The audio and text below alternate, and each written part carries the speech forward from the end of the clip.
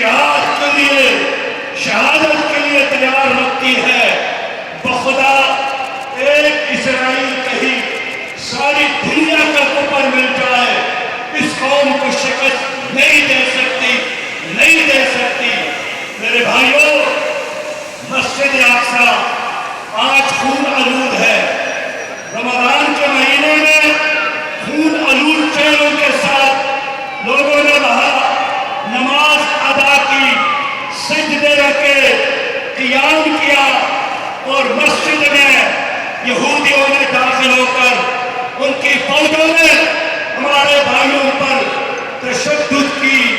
میرے بھائیوں اور دوستوں، اس تشدد کے نتیجے میں جذبہ جہاد میں اضافہ ہوا، 300 لوگ شہید ہو گئے، لاکھوں لوگ شہادت کے لیے تیار کرے ہیں، اور زندگی کا آخری لمحہ اور خون کا آخری قطرہ مسجد اقصیٰ پر قربان کرنے کے لیے تیار ہے۔ میرے بھائیوں، جس کو عمر ابن خطاب نے آزاد کیا تھا، یہ وہ علاقہ ہے جس کو صلاح الدین ایوبی نے آزاد کیا تھا، اور آج بھی اس ملک میں، اس امت میں ہر نوجوان ایک صلاح الدین ایوبی کی طرح بیت المقدس کی آزادی کے لیے تیار کھڑا ہے۔ میرے دفتر میں ایک نوجوان آیا، کرونا کی وجہ سے کوئی ایٹم بم شکست نہیں دے سکتا، اس کو کوئی کافر کی فوج شکست نہیں دے سکتی۔ اس لیے یہ جو آج کا جہاد مارچ ہے، یہ فلسطین کے آزادی کے لیے ہے۔ یہ جو آج کا مارچ ہے، یہ کشمیر کے آزادی کے لیے ہے۔ یہ جو آج کا مارچ ہے، یہ امت مسلمہ کی عظمت رفتہ کی بحالی کے لیے ہے۔ یہ جو آج کا کشمیر مارچ ہے، یہ بابری مسجد کو دوبارہ اپنی جگہ پر تعمیر کرنے کے لیے ہے۔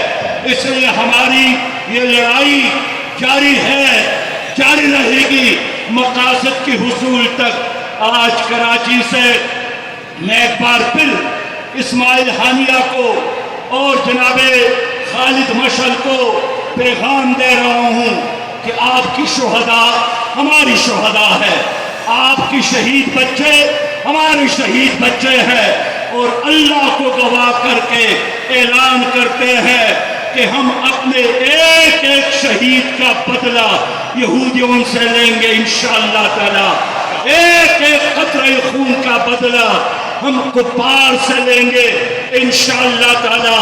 کیا ہی اچھا ہوتا کہ اس پورے معرکے میں مسلمان حکمران بھی ہمارے ساتھ کھڑے ہوتے۔ میں نے جناب شاہ محمود قریشی کو فون کیا اور ان سے یہی درخواست کی کہ خدا کے لیے OIC کا اجلاس بلایا جائے اور اسرائیل کے خلاف اعلان جہاد کیا جائے۔ آج میں پھر یہی موقف دہراتا ہوں کہ لوگ ہمیں تانے دیتے ہیں کہ آپ جہاد کی بات کرتے ہیں، لوگ تانے دیتے ہیں کہ آپ شہادت کی بات کرتے ہیں۔ میں ان کو سنانا چاہتا ہوں کہ میرے نبی مہربان نے فرمایا الجہاد ماضٍ الی یوم القیامہ، جہاد قیامت تک جاری رہے گا، قیامت تک جاری رہے گا۔ نبی مہربان اس دنیا سے رحلت کر گئے، ان کے گھر میں چراغ میں جلانے کے لیے تیل نہیں تھا۔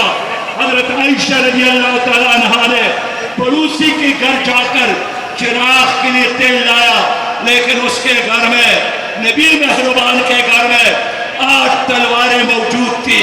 یہ امت کو یہی پیغام ہے کہ اگر چراغ میں تیل بھی نہیں ہو تو گوارا کرو، لیکن جہاد سے اور اللہ کے راستے میں جدوجہد سے کبھی بھی غافل نہیں ہوگا، غافل نہیں ہونا۔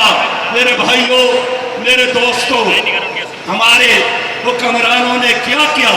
ہماری حکمرانوں نے OIC کا اجلاس کیا اور ایک مذمتی قرارداد پاس کیا جس سے کبھی بھی فلسطین آزاد نہیں ہوگا، جس سے کبھی بھی کشمیر آزاد نہیں ہوگا۔ فلسطین کے آزادی کا ایک ہی راستہ ہے، جو حضرت عمر نے بتایا ہے لوگوں کو رضی اللہ تعالیٰ عنہ، جو صلاح الدین ایوبی نے دکھایا ہے لوگوں کو، اور وہ جہاد فی سبیل اللہ ہے۔ اللہ نے وعدہ فرمایا ہے کہ جو لوگ جہاد کرتے ہیں میں ان کا ساتھ دیتا ہوں۔